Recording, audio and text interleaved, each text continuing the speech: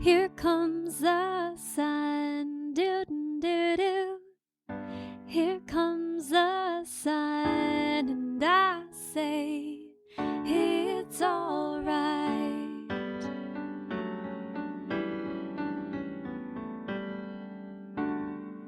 So I'd like to just jump right into it. Tell us just a little bit about who you are, where you're from, and then you can get right into your story. Yeah, so I'm Trenton Bass. I am from Hills, Minnesota. I am 21 years old currently. I'm a senior at SDSU going for mechanical engineering, and I will graduate this May 7th. I'm not going to hold the SDSU thing against you. That's all right. He's USD all the way. I have two older brothers, Colton and Dalton, a sister-in-law, Steph, a niece, Madeline, and a future sister-in-law, Emily. Yeah, I mean, not a whole lot exciting going on in Hills, so I really can't say much there. I do have to give a shout out to your mom and dad. So Missy and Jeff Bass are your parents, Yep. which we are. I have the privilege of being dear friends with your mother, who is a angel. So tell us a little bit about that day, Trenton. Yeah, so I was injured my senior year of high school. It was the second football game of the season. I actually went to 4 days of high school in the first semester. But yeah, so it was the second game, one of our biggest rivals. It was an away game up in Mountain Lake, Minnesota. Kind of a back and forth game the whole time. You know, it was the fourth quarter, about a minute and a half left. They were kind of driving on us. We were up a touchdown. And it was 28-20, I think. And yeah, they were driving on us. I think they were at like the 30-yard line or so. I kind of played D-back, linebacker. And so I was on playing cornerback at this time. And the play came my way. It was a run. I got around my blocker and was running kind of straight at the line, so right towards their sideline, kind of away from ours. And he was going towards the end zone. And I kind of dove straight forward, and he came from the side and kind of kneed the side of my head, which ended up breaking my C5, C6 vertebrae. From there, kind of felt like as soon as I made contact with his leg, like as soon as I touched him, I was like laying on the ground. And that was the first thing that I kind of noticed was weird because, you know, normally you feel the fall on the ground or like the impact, and I didn't feel any of that. So that was the first thing that felt pretty weird. And then, you know, I just wasn't getting up. I didn't really think anything of it. I just was kind of laying there. Yeah, it was just something I really can't explain. I was not panicked in any way. I was just kind of laying there. I had a couple of teammates come up to me. They're like, "Come on, let's go. You know, it's fourth down now. We just stopped and made the tackle. You made the tackle. Like, let's go." And then I wasn't moving. And so my coach came up to me, and he was trying to talk to me. I had my mouth guard still in my mouth. My chin strap slid up over my mouth, and I was trying to talk to him. Wasn't going so well. And, you know, it was can you feel this? Can you feel that? One of my teammates could hear him. I don't know why my coach couldn't. But he was like, you know, he said he can't feel anything. And so, you know, then it kind of got a little more serious for me. But I still wasn't panicking. I was just laying on the field, just answering the questions to the best of my ability. My brother was a coach, so he was on the sideline. My dad, who's in the stands, obviously. They're both on the fire department, so they know what they're doing. My brother's an EMT, and so they were kind of leading the way. And that really helped me stay calm, just having those guys there. Obviously, my brother was one of the biggest influences kind of during that time and at the first hospital, just like keeping me calm. He did such a good job at that. Wow. But no, I was just answering their questions. And then they ended up taking the stretcher to the field. I got on the stretcher, went to the ambulance, and that's when my coaches started coming up to me. That's the first time I got teary-eyed. Just seeing all their worried faces kind of got to me. Yeah. When was this, Trenton? Like, how long ago was this? Or do you remember the date that this happened to? Yeah, so it's September 8th, 2017. 2017. Yep, so 4.5 years ago now. 4.5 years ago. It'll be 5 years ago in September, yep. Nice. I find it interesting how vivid you remember, like, the details to that day, like how they were driving and that they were up and like 4 days into the high school and things like that. But I also find it pretty inspiring, like who you are today and where you are today. So like, help our listeners know what's a day in the life for you now. Like, you took us 4.5 years ago in that day. Talk a little bit about who you are today. What do you do now? So right now, obviously, I'm finishing up college. And so a typical day in the life at college is, get up in the morning, go to class. Being a senior is a little different than being an underclassman, so I don't have many classes. So either hanging out with my friends, kind of just in a senior hangout spot, or doing homework. And then, not really exciting this semester because I'm almost done, so I don't really have a whole lot to do. So it's mainly doing a little bit of homework and then hanging out with friends. A big thing that I'm doing right now is my senior design project, and that takes a lot of my time. But other than that, when I graduate, it'll be getting up in the morning. It'll be going to work, getting back, and then whatever I decide to do after that. I don't know where life will take me after this. So the other thing you described was C4 and C5. So for our listeners, again, what does that mean? What broke and then what changed because of that injury? Okay, yeah. So I broke my C5, C6 vertebrae. So it's the cervical level injury. I broke my neck. Okay.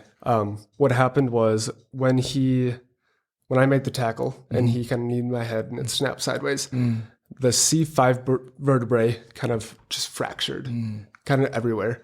And those bone fragments were pushed into my spinal cord. Wow.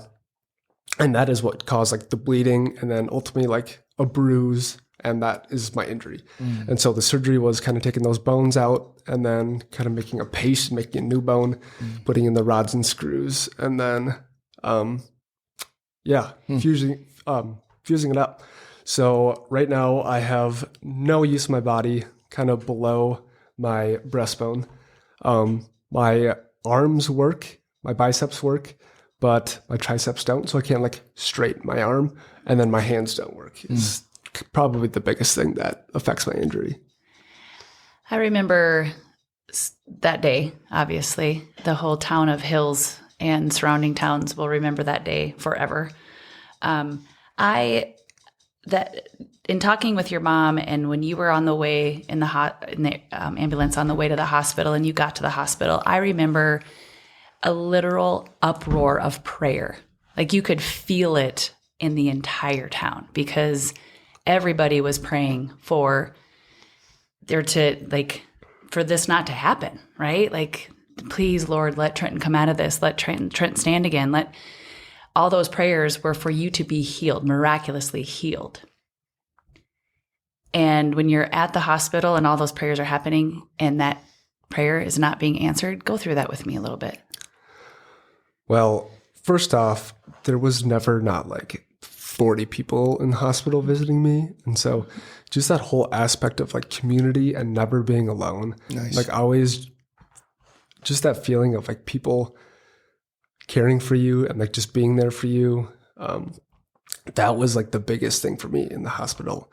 Obviously, people are praying for the paralysis not to happen or for the surgery to go well and stuff like that. And, obviously that is prayers not answered, but then you can look at it the other way and just look at the support that the community brought, and maybe not just the surrounding community, but it can be like the social media aspect and like how other people who don't know me saw like the faith and our community's prayers and all that. And then they decided to like start praying for me. And it was just the whole prayer warrior thing. I was never big on that and really believe in like the prayer warrior thing. I don't want to say I didn't believe in it, but I never really understood it until I was on the receiving end. And then going through that, I know like that was the reason I was so calm through all of it. It was just the thousands and thousands of prayers, like every single day. coming my way. Your Facebook, I mean, there was it's Yeah, still I think going. there was like 20,000 followers on it or something 20,000 like that. followers. It just escalated to people all over the world that were tuning in. And the news coverage, I mean, Sioux Falls, Kellerland, they were over there many times. We actually made the news, which was funny because our kids made a big, huge piece of plywood. I think you have it in your garage still or something. Probably. That was Trenton Strong. I mean, our community there's an actual logo for Trenton that was passed all over. It's still hanging up in people's windows in our little small community. So tell me, when you were in the hospital, who, if not a couple, were the friends and the family that came to visit you that hit it really home with you? I would say my brothers were probably the biggest ones. Just seeing them, I don't know, it just made me feel kind of safe and like calm. Like I said, my middle brother was the one that was there. He was a coach on my team. This is Dalton. Dalton, Yeah, yes. Dalton. And he's an EMT, so he knows how to handle that kind of stuff. So when I was in Wyndham, I got out of the CT scan, and that's when they like, you broke your neck. You're going to have to go get surgery in Sioux Falls. There's a helicopter on the way. And I got out, and then I saw my family and like more people from the game.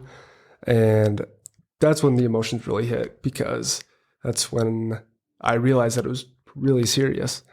And so Dalton was just like, I remember I was like crying, and he was just like looking at me, just like laughing. He's like, it's going to be okay. He's like, you're going to be fine.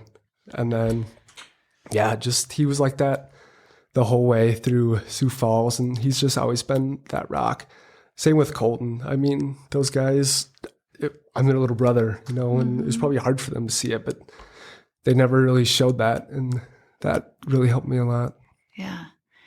So you had to go through some really hard therapy. We're talking physical therapy, and you went to some of the best places here in the U.S. So explain what that was like for you.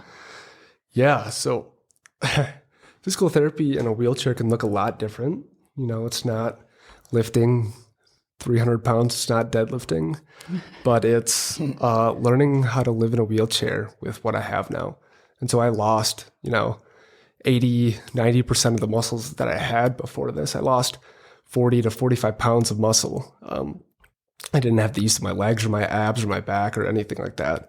And so it's, how do I go through life with what I have? And that was like the focus of the physical therapy, was learning how to transfer into bed, how to put on my shoes, how to feed myself, how to, anything. Seriously, it was everything. And it was frustrating, and it took a long time, and it's still going today. I mean, I'm still learning how to do stuff. There's still stuff I can't do, but it's stuff I know I'll be able to do. Nice. So I find myself like embodying your story. Like, I'm listening to you, and I'm trying to like put myself in your shoes.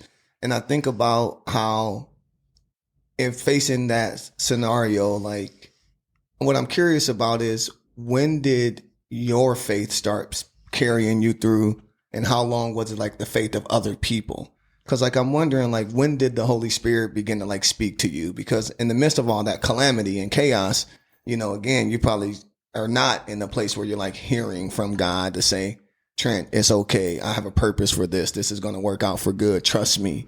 And I'm just curious, like, when did like the Holy Spirit begin to speak to you and give you the purpose behind this event?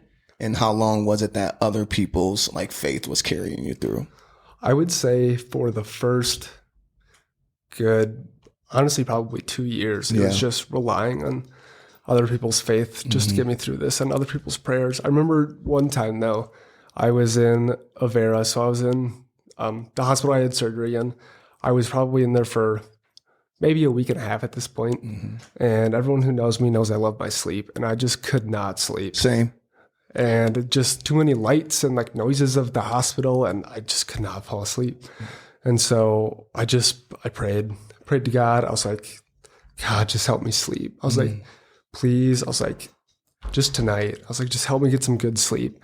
And as soon as I was done with that prayer, I just instantly felt tired. And then I woke up the next morning. Oh. And that was like the first time that I knew that I could like talk to God and like pray. Nice. And he was listening.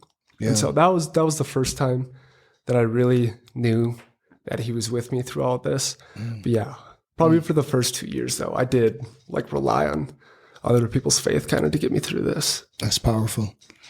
Trenton, I've talked to a couple of other quadriplegics, paraplegics, and you explained to me what that means, because for somebody who is not, and that's not the world I live in, I didn't even know. So can you just give those an explanation of what that even means, the definition? Yeah. And I mean, I didn't know before I was injured either. Right? So kind of the paraplegic, quadriplegic, paraplegic. So if you think of like your 4 limbs, like your arms and your legs, a paraplegic just has 2 limbs affected. And so like the legs.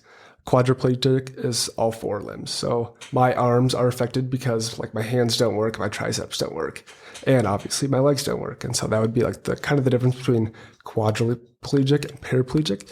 And there are some quadriplegics who can still walk. It's called an incomplete injury. And so some people break their neck and they can still walk. It's not the same as it was before, but that would still be like a quadriplegic because it's still affected in some way. So it's a really confusing line. But. You know, since this has happened to you, and since you guys have started your ministry, your nonprofit, which is called Game Plan for Hope, I've learned so much when it comes to the difference in all of this stuff and what you can do and what you can't do, and actually how it happens a lot. It happens a lot more than people think when it comes to injuries and football injuries or snowmobile injury. There's a lot of people that are landing in wheelchairs just due to a really freak accident. And so what can you tell a family out there that is going through something? And because it's so sudden, it's like you literally within a second this happened to you, and so your family has wrapped their arms around you, and the community's wrapped their arms around your whole entire family. But what can you tell somebody who may be going through this for the very first time? My biggest thing that I've learned through this is just to take it day by day. I mean, when I think back to when I was in the hospital, there's no way I would have thought that I would be at where I'm at right now. And I know that there's still so much more for me. And so you can't just look into the future and think that's going to happen right away. And so the biggest thing that I would say is just take it one day at a time. I mean, have your faith and stay anchored, but just take it one day at a time. Don't rush into things. Don't expect things to happen when that's miles down the road. Yeah, I look at families that are nonprofit as helped. And I mean, I think that I have it good. You know, the grass is always greener. And I have talked to other people in my situation who are in the hospital. And I just try to tell them, like, you're going to be okay. Like, you're going to be so much better than you are right now. This is like the lowest of your low. You know, you're so fragile and you can do nothing for yourself, but it's not always going to be like that. That's definitely what I would say to myself if I could go back and like talk to myself. Yeah. I mean, you've learned so many valuable lessons through all of this. Even the transfer, when you have to transfer from your bed into your wheelchair or your wheelchair into your bed, the amount of energy and just it takes a lot. And so when that happened to you, I started to go through in my head, like, I get to stand up every single morning and I get to walk to the bathroom and I get to reach for a glass. And so all these little teeny things that you don't think about until something really tragic happens to someone you love, do you actually go through that? And so having a grateful heart is what it sounds like, what you're explaining is like, to continue to have a grateful heart, to not feel sorry for yourself, because that's when you can really hit the low. You know, that's when you can get to a really bad place if you do not continue to take it day by day, like you're explaining. So did you ever have those moments though in the very beginning? I mean, I still get like really frustrated, obviously. You're human. Mm-hmm. I mean, something so simple as like dropping something on the ground and then I have to go pick it up. or just anything like that. Makes me really frustrated. And then I try to just think back to like, there are others who obviously don't even have as good as I do, Yeah. I think a lot, like if only my hands worked, I'm okay with being in a wheelchair as long as my hands worked. I mean, but I'm sure there's people who are in a wheelchair and only their legs don't work. And, it's just, like I said, the grass is always greener. It's perspective. And so just trying to keep that mentality of perspective. Your mom, when you were out in therapy, you were in Colorado, correct? What was the name of it? Craig Hospital in Denver. In Denver, yeah. And the care and the help there was tremendous. Yeah, I think it's like a top 10 rehab hospital in the nation for like the last 30 years or something like that. And there's different units. So correct me if I'm wrong, but you were in a unit, and then there was another unit where they had traumatic brain injury.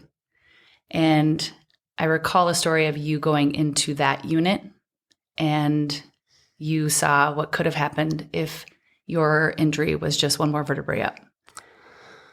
Yeah, I mean, injuries are really different. Like the whole brain injury to kind of spinal cord injury. But yeah, they are all so close together.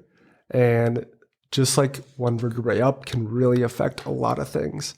And same with like the traumatic brain injury, because those injuries are so complex. Our nonprofit helps people with that a lot. And they're really difficult to go through, not only on the person, but on the family members and on the caretakers. And that is the thing that probably makes me look back or look into my own life and just really notice how lucky I am to not be in that situation. Maybe not lucky, but I'm just grateful for kind of the situation I'm in compared to some other people. Yeah. It's powerful. I think about going through hard stuff, witnessing people go through hard stuff, going through my own challenges and struggles. And I think about the importance of having a good attitude, and that's one thing that I'm impressed with right now, just hearing you talk about it and just like the positive mindset that you're keeping even in it today. The other thing I think about when I'm listening here is like, I was asking you earlier about the spirit and like, where's God in it, and how did God show up for you, and how is God still showing up for you? And one of the things I think about, Trent, is when things happen to me, I say that there's what I see, and then there's what God's doing, right? And so there's like this physical world that people see, where there's your physical disability, whether it's your household makeup, right? Because your dad's not around, or there's a divorce in your home or whatever. Like, and there's like what people see or what happened to me. And then there's what God's doing with it, And so when I hear you have this like life today of having a nonprofit ministry and being able to help people, it's really inspiring to see what God has done with what happened. And so I just offer that like reminder to you as you continue to go through tomorrow and the day after and the day after and others, but like speak to that, like how this event has kind of turned from a one event to like a bigger thing that is giving God glory. And what is your experience with that?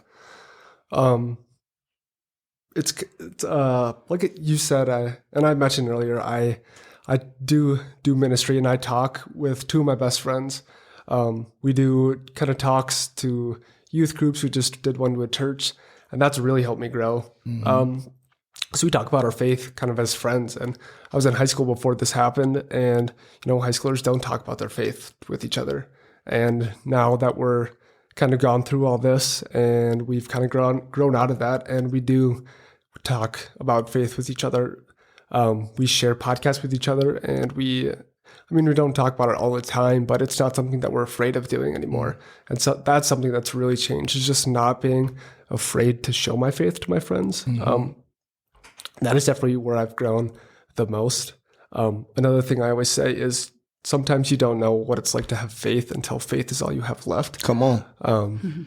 My life completely changed. I kind of lost all of the things I was good at. I was athletic before. I kind of lost all that. I go through college, and I still think about, what would my life be like in college if I wasn't in a wheelchair?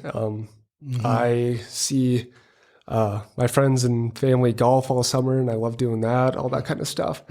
But it's just, yeah. No, that's really good. And you remind me of something else in my spirit too. And a couple of things. One is these events that happen to us in our lives bring us closer to God, don't they? Like, Absolutely. like it's the hard stuff that is the catalyst for like the building the relationship to draw closer to God. And like for those of us who do believe, like that's the purpose. Like we're here to get to know ourselves, find ourselves, and then grow closer to God. And I think about how people will pray for courage, and then God provides you an opportunity to be courageous. People will pray that my family would be closer and more tight knit. And then what happens is your family is faced with a challenge that brings you together and makes you tight knit. Absolutely. And so like there is that kind of that spiritual eyesight that you recognize that these events were not, they were for me, right? They didn't destroy me. They developed me and those types of things. But the other thing that in my spirit when you're talking is I remind people, I say, it's easy to put God first when all you got is God left, right? When things are stripped away and all you got is your faith, it's easy to turn to God.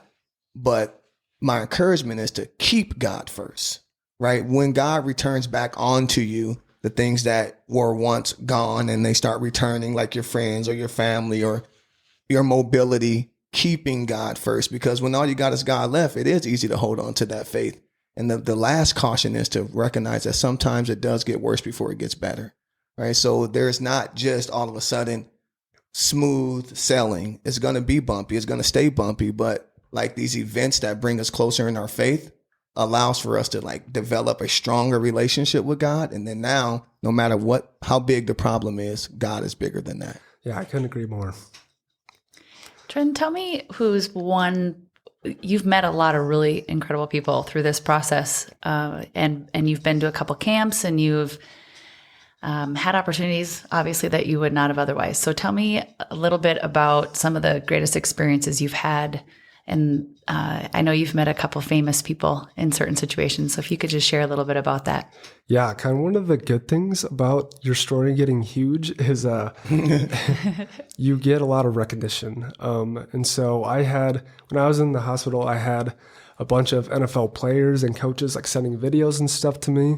When I was out in Denver at Craig, Peyton Manning called me when I was in the hospital room. And so just stuff like that was beyond cool.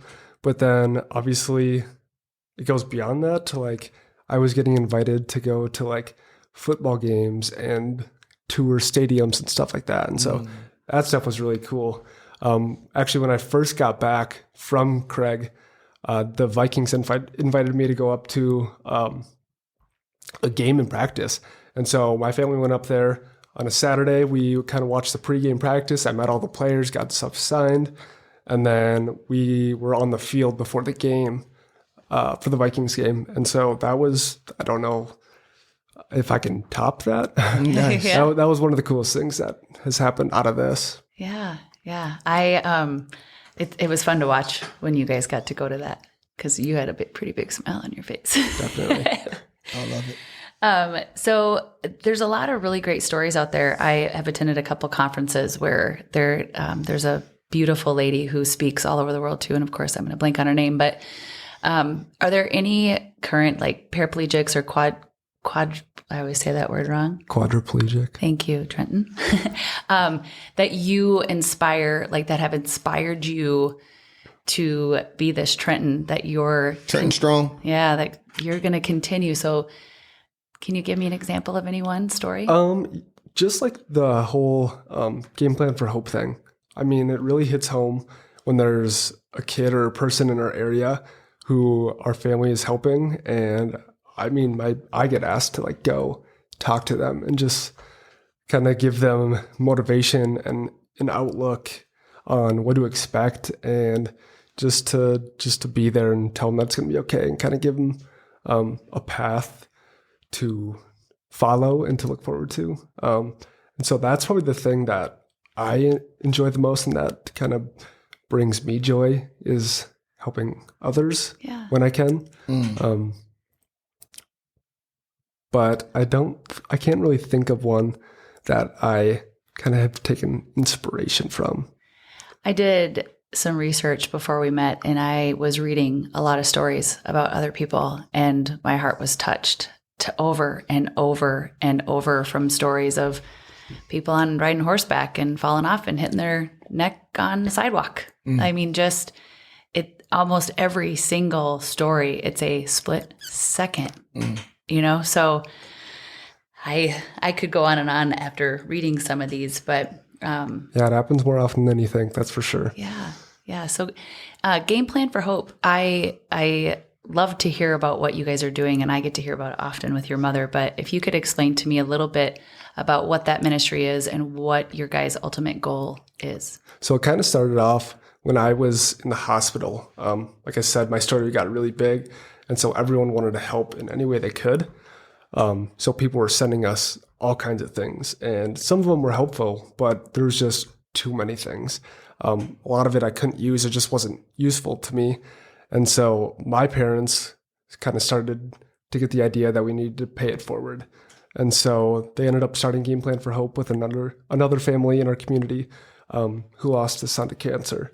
And so what Game Plan for Hope is now, obviously we still give away equipment and accept donations and stuff like that, but we are like liaisons. There you go. That's the word I was looking for. Yeah. We're there for families who need help, and it's not just spinal cord injuries. It's anything life-changing, and we are there emotionally. We are there to kind of guide you through insurance and where to go to the hospital and anything like that. We just help those families in any way we can. The transition. Yeah. There's so much because there's the stuff, right? But what I heard you say was emotional. And that probably is the hardest, right? Like to really navigate and adjust to what you're emotionally going through. And so what I love about what you're doing at Game Plan for Hope is that it is Christian-based. Therefore, you are openly sharing your faith with every single family who may not have faith. So being able to spread God's word and hope through this ministry it's pretty outstanding. Yeah, just sharing what really helped me and my family get through it. My mom's really good at reaching out to those families and sharing what helped her and what helped me. And then obviously for the other family too, who lost their son to cancer, they help families who have no idea how to go through this, just the emotional side of it and the faith side of it and what helped them. Yeah. I'm excited. For future episodes, make sure to stay tuned because Heather will be speaking. Yep. She'll be speaking on this podcast and telling her story too. So one other question I have for you is you're going to college right now for mechanical engineering. And when it comes to equipment, adaptive equipment, you have a dream, kind of, is maybe like to this innovative way of making things a little bit more easy. Yeah, I mean, just having that whole engineering mindset. And I think being in a wheelchair, just think of so many things that would just help me out and make things easier every day. And the equipment side of it is really, really fascinating. I kind of wish that STSU had the biomedical engineering because that's just a really cool thing. And I feel like I have an insight that a lot of people don't. Yeah. Building those things of equipment. And so, that would be a really cool job to get. But we don't really have that around here. It's just not a big enough city. I was going to say yet. Yet. That's good. Yeah. This right now could be the beginning of you saying, I want this to happen, and someone hears it, and you're going to get a phone call, Trenton. I'll tell you what. Here's another thing in my spirit, and I just think about this. I'm a person who believes in like change and leadership and influence, and like you're embodying all three things. And I think about, like, again, looking at you through my spiritual eyes, it's like there are no coincidences in life. There's only purpose and destiny. And we know that the Lord doesn't put on us more than we could bear. Now, for someone else to go through what you went through, it might be more than what they could bear. But God knew that Trenton Bass could handle this event and this incident. And I think about how many positive, not only personal experiences that you've had since the incident that God has allowed to happen, but just like all of the encouragement and blessing and like glory that's being given onto like the power of God in life. And so even in my own background, I think about being done competing as a collegiate hurdler. I have so much more fulfillment talking to people about hurdling life than I ever would have been being an Olympic hurdler. And so like, I know some days I heard you say like, would it be nice to have been playing football or to be doing golf? But none of that compares to like the glory that is being manifested from the way you're carrying what has happened with you and how you give that glory to God. Yeah, kind of to build off that, I've always said that, you know, if I could go back and not play football, I think I would probably be in the situation from another type of accident. I just think that was a God thing. And then I also go look back and I look at my teammates and I just think of all of those guys, and I don't know how they would have handled it. And I don't know if it would have been as good as I handled it. So then I think back to them and I'm just glad that it was me and like the way I handled it and the support that I had, because I don't know if they would have had that. And so that really makes me glad that it was me in that sense. Yeah. You're living your destiny, bro. I can see it. It's all over you, you know, and when we choose to believe that, we're able to have peace in this thing called life. Like when we believe that the things that happen to us were for us and that we can use those things to glorify God. Yeah, I definitely would not be here if I wasn't hurt out of high school. It's sharing my faith on a podcast. Praise God. I have, so a couple other friends of mine that are paraplegics, I've asked them this very blunt question because I think in our society, we tiptoe around, being handicapped and all the different terminology and all the different things. And I don't want to offend you if I were to help you. And how do I help you? How do I not help you? What is, and they shared with me that even like taking off the coat, like someone wants to take off, I can take off my own coat. You know, people step in and want to help because that's what they want to do. Like they don't know the boundary. And so do you have any stories about that or advice? I can just say my thoughts on it. Obviously, everyone is really different. I'm super open about my injury and I accept help. Some people are not like that and they just have a bad attitude in general. But what I would say, the thing that maybe doesn't bother me, but I think that is kind of, there's like a taboo around it that I disagree with. You know, when there's a kid in a restaurant and they're like pointing at me and like asking why he's in a wheelchair. And then the parent just goes like, don't like talk to him or like, don't ask him about that. I think that's kind of where it begins. It's like the kind of seeing people as like different, you know, they're just curious, like let them ask a question. I have no problem telling them like what happened, that I was hurt or whatever.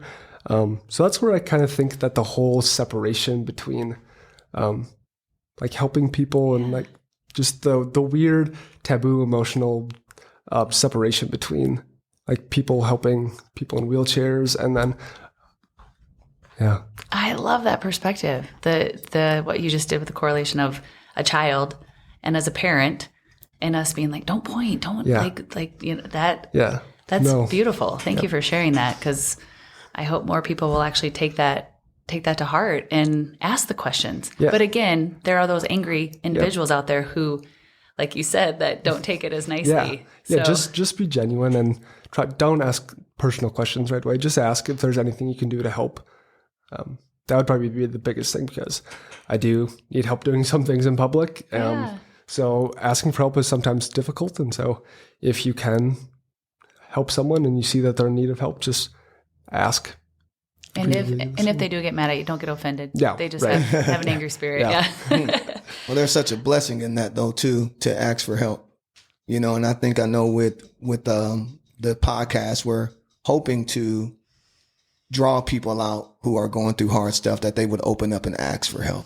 You know, that's what humility is that willingness to ask for help, that willingness to receive it, and the recognition that you need some of it. And when we humble ourselves to be open to that, I believe on the other side of humility is exactly what you're praying for. So that was the biggest thing. One of the biggest things I had to get over was asking for help. Yeah. I mean, I obviously came from being really independent and being a strong athlete in high school to buff.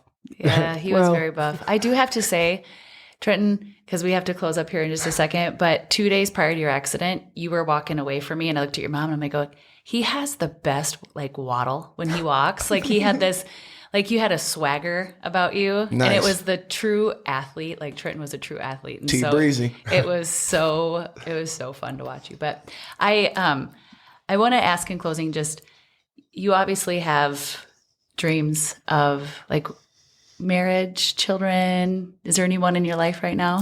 There's not. There's not. Single. Okay. Single. Hello. Any shout out. I am excited to watch when marriage and children and just to watch you develop into your career and any of that. Yeah, that is where the biggest thing of hope and like faith comes from right now, or comes from, because looking into that is like the biggest hurdle and challenge I'll have in my life after college is like marriage and then eventually kids, and just being a father and what that'll look like is really daunting. And so yeah, looking forward to it, but it's also a huge task that'll be in the future. So, and I do remember you saying day by day. Day by day. Right. Don't look forward to it yet. God will bring it to you. Well, thank you so much. This has been an honor to hear your story. And absolutely. In our show notes and everything, we'll have ways that they can reach your nonprofit and reach out to you if need be. So thank you. Absolutely. Yep.